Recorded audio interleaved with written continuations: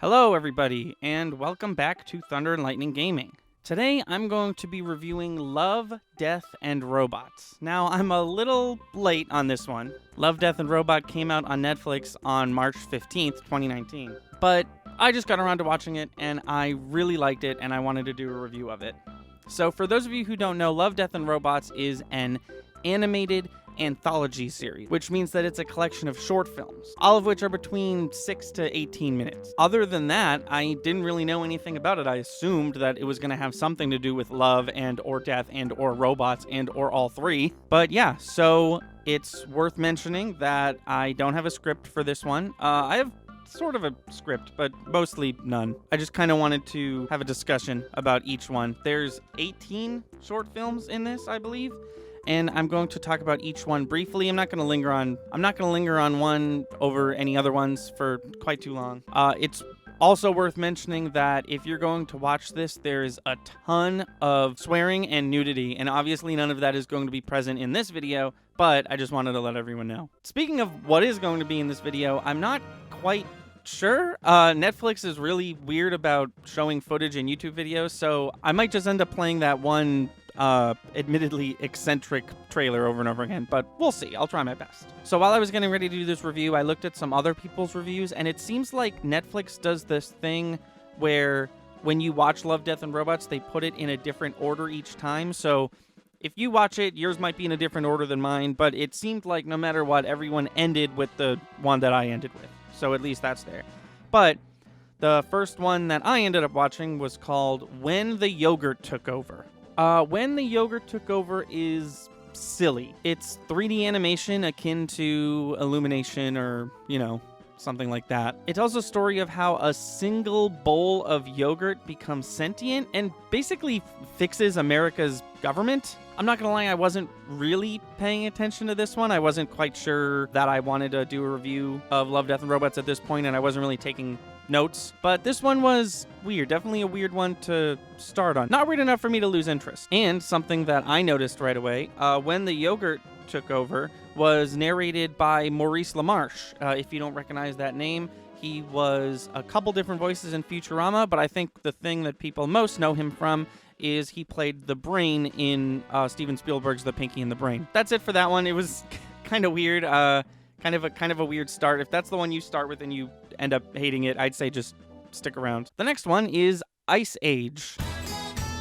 No, not that Ice Age. Much to my surprise, this one was actually live action. It starred Topher Grace and Mary Elizabeth Winstead as Rob and Gail, a newly married couple who have just moved into their own place for the first time. They find an old fridge, and then they pour themselves some alcohol, and he grabs a bit of ice from the freezer, and he notices what could only be described as a woolly mammoth in his ice cube. So he ventures over to the freezer, and he finds an entire civilization in his freezer. The civilization starts in medieval time, but it goes through pretty much a whole human evolution. It goes to the Industrial Revolution and then modern day, and then nuclear war hits and they kind of all die, but then they rebuild. And there's sort of a Wall-E style futuristic society, and then you can tell that they all put their consciousness into one thing, and then it all just sort of ends and they all die, and then there's no more little civilization in their fridge. Or so they think, until they wake up the next morning and they check the fridge immediately, and it's in the Jurassic era, implying that every single day this civilization happens in this freezer. So that's pretty much it for that one. It was pretty good. What was interesting is I thought for a second that the animation of the town in the freezer was stop motion, but it wasn't. It was just very convincing.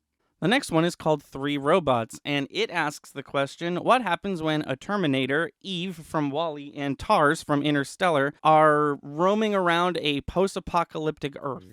This one was very funny. I feel like it was supposed to be. The little tiny Wall-E robot was voiced by Josh Breyer.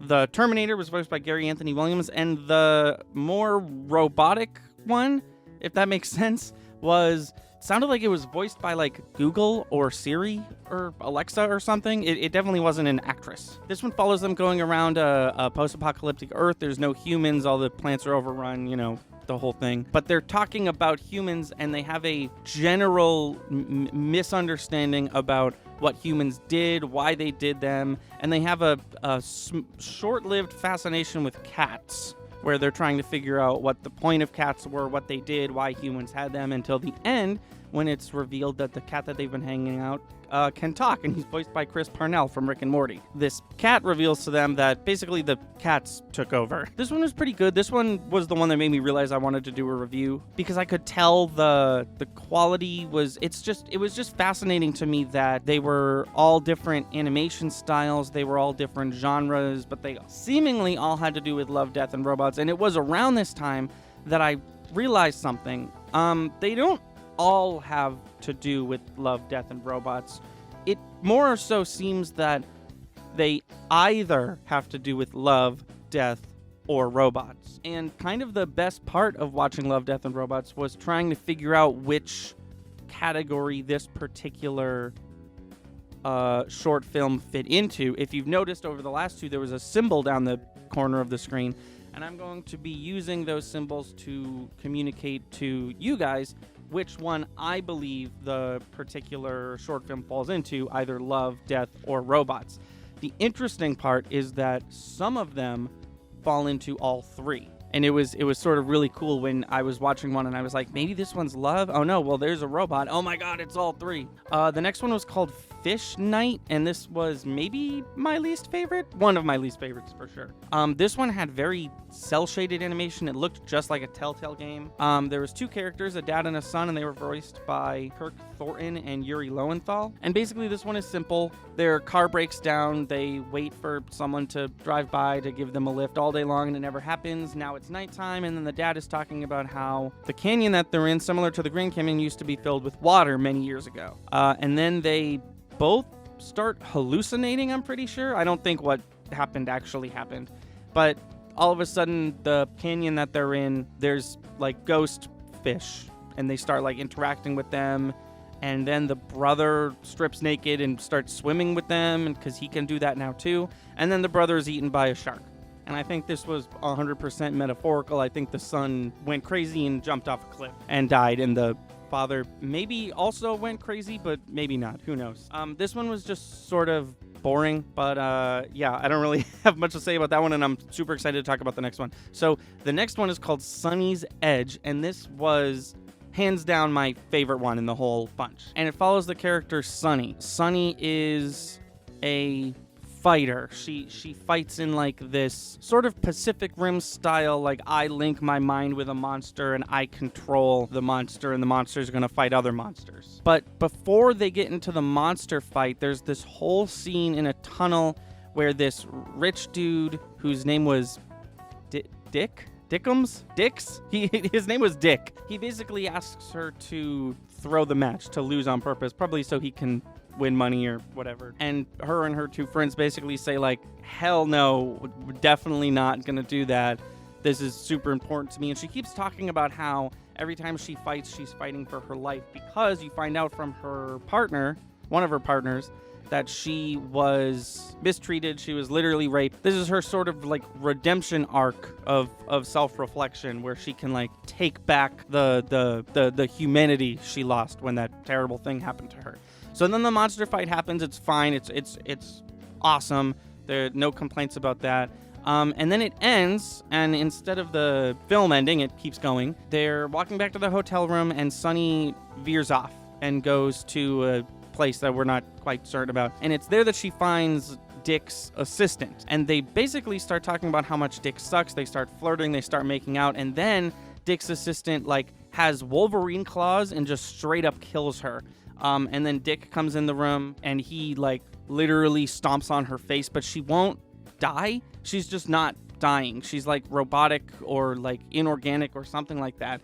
And basically the guy is like, what are you? Why aren't you dying? Come to find out that when she was raped, she was also like brutally like scarred and bruised, and it's implied that her like body was unsalvageable. So what they did was they took her mind and they put it in the mind of the monster, and they made her like a new body. So when she said that she's fighting for her life every time she fights, she meant literally. She is living as that monster right now. And every time there's a match, by the way, they've never lost. I should have mentioned that.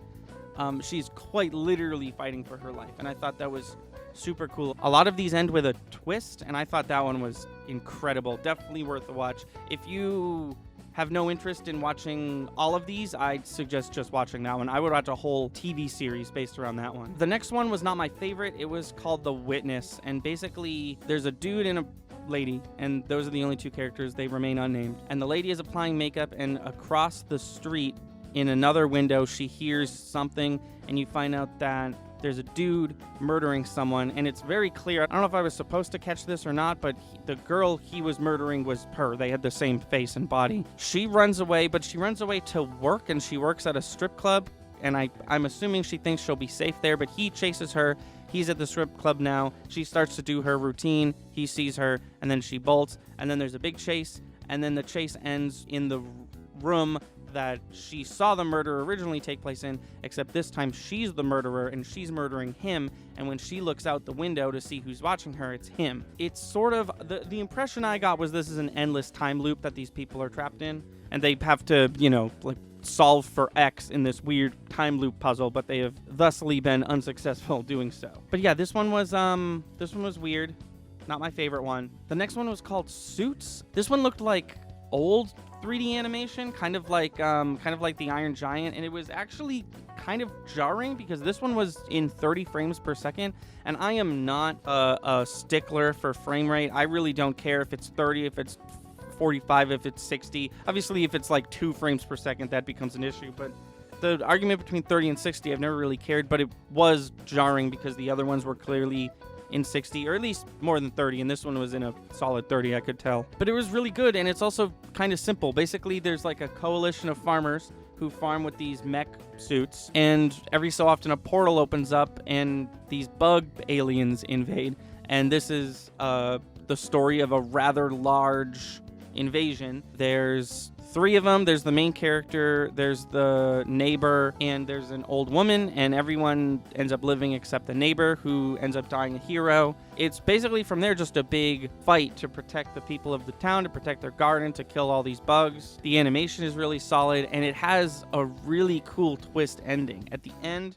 when everything's settled and all the bugs are killed for now, because obviously there's going to be more coming, they zoom out the camera, and they zoom out way more than I thought they would. And come to find out that we're not actually on Earth. This one took place on the alien planet that the bugs are from, and the garden is in like this dome, and that you can tell that there's like a bunch of other domes. Basically saying that shitty-ass human beings, like we would probably in a real-life situation like this, found this planet with resources and hunkered down and are just stealing the resources from this alien race. And it was a really nice twist. It almost made me want to watch it a second time and like root for the bugs or whatever, but I didn't, and I moved on to the next one. The next one is called Sucker of Souls. This one threw me. I had no idea what to expect with this one, but basically 5 excavators are trying to find something, and they don't tell you what it is, and then they find it, and it's revealed that it was Dracula. Literally Dracula. And then he chases them and kills 1 or 2 of them, and then they find their way into a cave where they think they're safe, but there's many, many vampires in there. And beyond that, there's nothing really more to talk about. Dracula looked really cool. It wasn't just like a dude in a cape or whatever. It was like this big beast. And it's sort of like the more it fed, the like crazier it got, like the bigger and stronger and faster it got. The next one is called Beyond the Aquila Rift. This is the one that I've seen a lot of people cite as their favorite ones. And it was pretty good, but it was also weird, but I liked it. So these 3 people, 2 men and a woman, they're basically space transporters. Like they had a spaceship of goods that they had to get from one place to another. And at the very start, they enter this wormhole, and it's implied that the wormhole is going to suck them in and spit them out somewhere else. But in order for them to do that, they have to go into cryosleep. So they go into cryosleep. They wake up. At first, just the main dude wakes up, but then he wakes up his woman friend, and then another woman with a couple like guards or whatever comes in, and he immediately recognizes her from his past or whatever. And then the woman character that he showed up with gets sick, so she goes back in the pod. The woman that just showed up explained that they're like way off course and they're like light years away from civilization, and if they even made it home, it wouldn't be the same home that they left. Kind of reminded me of Interstellar a little. And then they do it. They go back to her place and they have sex. He goes back to his ship. He wakes up the girl again. The girl sees the other girl and she's like, who is that? That's not her. And then she starts to try to attack her, and she actually manages to cut her neck a little. And later, after they do it again, he notices that the cut is gone. It's completely healed, and he's come to the conclusion that his friend was right. This woman is not who she says she is, and he sort of forces her to tell him what actually happened. And what actually happens, she just sort of shows him. And basically, not only are they light years away, but they're like actual years away too. He wakes up and he's like old and like very, very skinny from malnourishment, and he's got a big beard, and he sees his two companions and they're also dead. And you can tell he's in like this hive.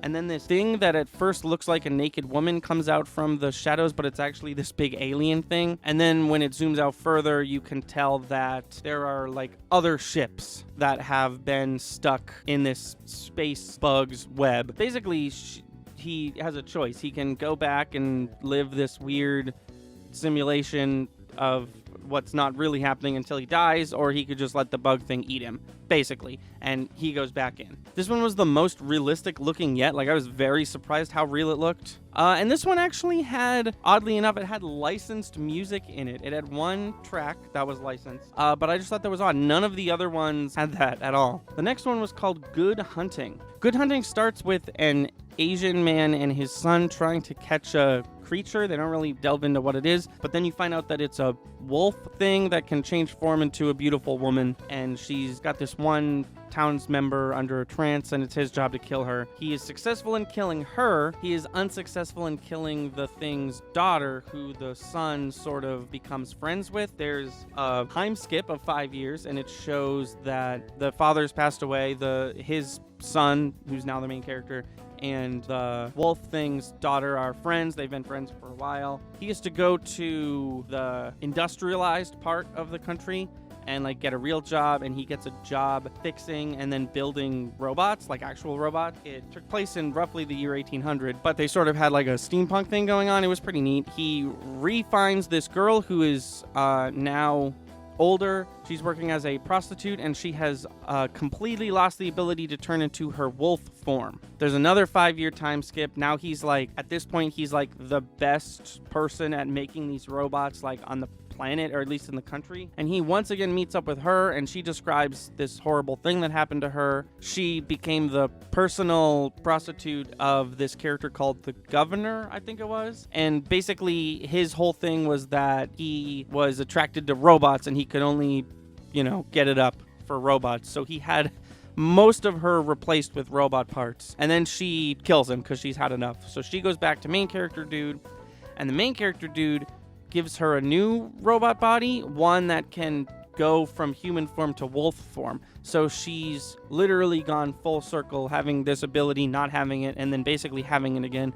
And then it's explained that she like spends the rest of her life basically fighting crime and saving women all over the town. This one was very good. This one was 2D animation. It was definitely anime inspired. It was good. Not my favorite, but it was one of the better ones. So next we have The Dump, and this is where I noticed that there's just a lot of nudity, and nudity in movies doesn't really bother me, but it was almost like that there had to be nudity. Like, it almost felt like the people who hired these people to these studios to make these short films was like, there's got to be swearing, it's got to be either love, death, or robots, and there's got to be a ton of nudity.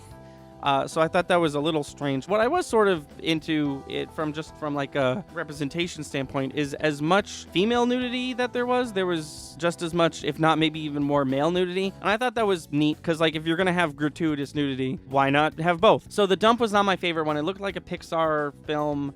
The main characters were played by Nolan North and Gary Cole. This one was super simple. There's a government official who wants to build something in the dump, but this guy lives here, and he tells a story of how his friend was eaten by this thing, and he made friends with the thing. And the thing is like not just a trash monster, but it's like whatever he consumes, it becomes a part of him. So he has like organic and inorganic materials in him. It was kind of weird, kind of interesting. But yeah, that one was pretty cut and dry. The next one was called Shapeshifters. This one was just as realistic looking as Beyond the Aquila Rift. This one's about the military, and I don't really dig military fiction that much. But it quickly became apparent that this isn't just about the military. This is about this dude who is a werewolf. And it's not actually him that's a werewolf. It's him and his friend. And like there's this whole community of werewolves. And basically this one goes that there's werewolves in the military. They are segregated. No one likes them. It really felt like a very poignant allegory for racism, because at one point the friend werewolf goes to a village of werewolves, and then they hear of an attack, and then everyone in the village gets killed. Main character werewolf can tell that it's a werewolf that killed all his werewolf friends, and he basically finds the father and son werewolf duo that killed them all, and then he kills them, and that's basically it. It ends very strongly with the commanding officer still not respecting him because he's a werewolf, and he sort of just quits, and it's less, moving if I just say, oh, he quit. But it was a very long, drawn-out scene. It was really nice. It was really cool. And the animation was incredible. I love when in werewolf transformation scenes when, like, the skin is ripping and they just like pull off their human skin. There's a werewolf underneath. It was really cool. The next one is terrifying, so forgive me if I don't talk about it for long. It was called Helping Hand. It starred Ellie Condron and Chris Parson, and it basically was the movie Gravity starring Sandra Bullock mixed with 127 Hours starring James Franco. Basically, she leaves her spaceship to go repair something. Her spacesuit gets dinged and she's like free floating in space, which is got to be the most terrifying thing ever. She takes off her sleeve of her arm to throw it to project herself forward towards the thing she's trying to get back to, which I don't think is how space works. And then when that ultimately fails, she just rips off her arm, which is also not how I think space works. I don't think she could be that strong to rip off her own arm, but I'm not quite sure.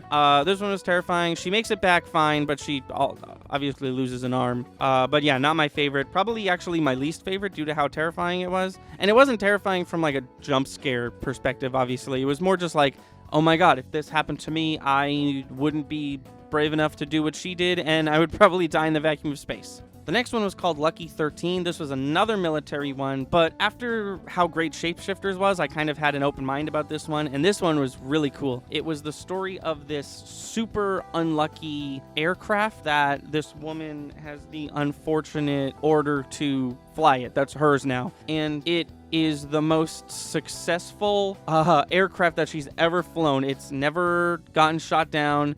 In like, she went on like 19 missions or something like that, and she's never failed. She didn't go down once, and she like fell in love with this thing, and it's basically just a story of the one time that it failed. But what was cool about this one, and they didn't really explain it that well on purpose, is that the ship was alive. It was like watching them sort of like through security cameras, and you can tell that it was like taking actions of its own volition. It was just interesting that wasn't the main point of the film. The film was about this lucky ship and this woman who had to fly it and who fell in love with it, but it also just so happened to involve a sentient ship. I don't know. It was weird, but I liked it. The next one was called Zima Blue. This one was 2D animation, and this is not an insult. The animation sort of reminded me of those old Esurance commercials. This one starred Emma Thornett and Kevin Michael Richardson, and basically it tells the story of this artist who painted these giant murals, and all of a sudden one day, one of the murals he unveiled had a small blue square in it, and that went unexplained, and he never explained it. And each time he would unveil a new mural, it would have a different same shade of blue shape in it, until eventually the mural was completely blue, and they just kept getting bigger and bigger. There was one the size of a city. There was one the size of the moon. It was crazy. But this is the story of how he, in the like 100 plus years that he's been a famous mural artist, because he's a robot, this is the first interview he's ever accepted. And basically you find out that he's accepted this interview because in a very artful way he's going to essentially kill himself, but not really, because you find out that he was a simple pool cleaner, and the woman who owned him just kept upgrading him until he was the full-on, like, man robot that you see today. And basically what he does is he, for the first time ever, instead of going somewhere to unveil his creation, he brings everyone to his home. He goes into a pool in front of everyone. He, like, disassembles, and now he's just the pool cleaner again. And the point of the presentation, I found this kind of silly, but I don't think I was supposed to, was that all these rich people who are trying to buy his artwork, they're just going to watch him clean this pool now. So I thought that was cute.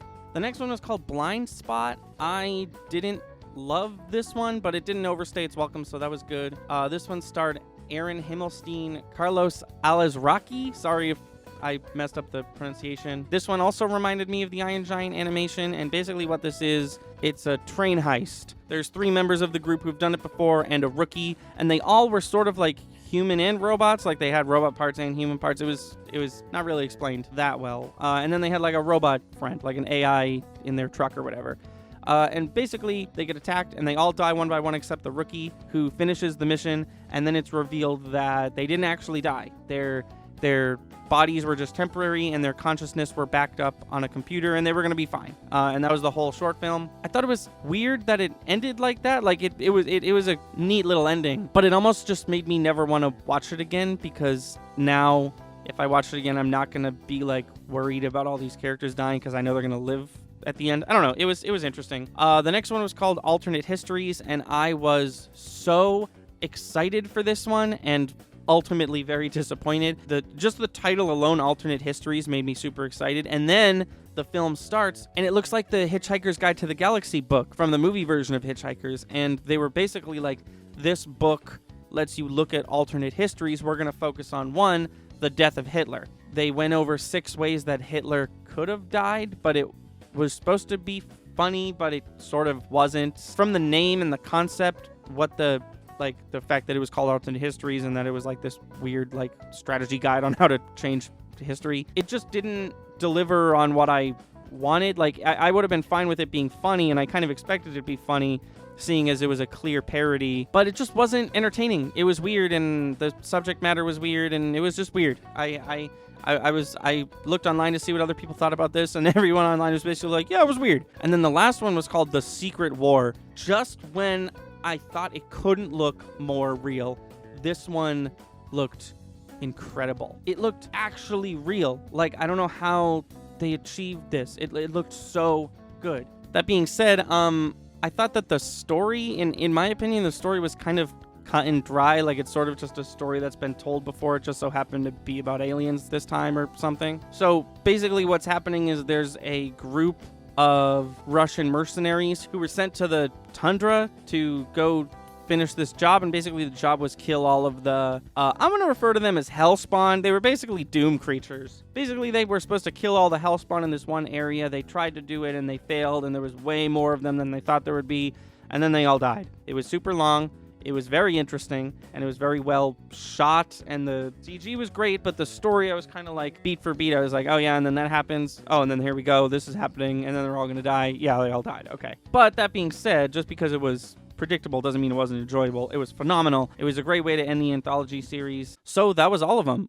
In conclusion, I really liked Love, Death, and Robots. I didn't know what to expect, like I mentioned, and I was very surprised at how into it I was, how little I cared about watching the credits, because I just wanted to get to the next one, you know? Each one had something going for it. Each one had a new art style, and it put me in one of those moods. Like, have you ever watched something and you're like, man, that was really good, now it's all I can think about, but it sort of left me like unsettled, just at how, like, I think it's because most of them there was death, and whenever there was a death it was pretty violent, but I did have solace in the fact that none of that could actually happen. I guess Fish Night could technically happen, assuming that I was right and that was all a metaphor and they were hallucinating.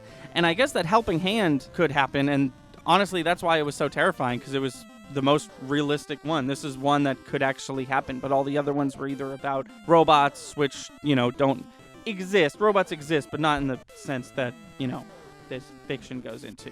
But yeah, that was my review of Love, Death, and Robots. I hope you enjoyed it. If you are interested in watching it, it's on Netflix, and Netflix, as it always does, has informed me that there is a second season on the way, so I will definitely not wait as long as I waited to watch this one to watch that one. I'll definitely be watching that day one, and if that one's just as good as this one, which I, for some reason, am very confident that it will be, I will definitely do another review of it. But until next time, I've been Thunder, you've been watching Thunder and Lightning Gaming, and we'll see you next time.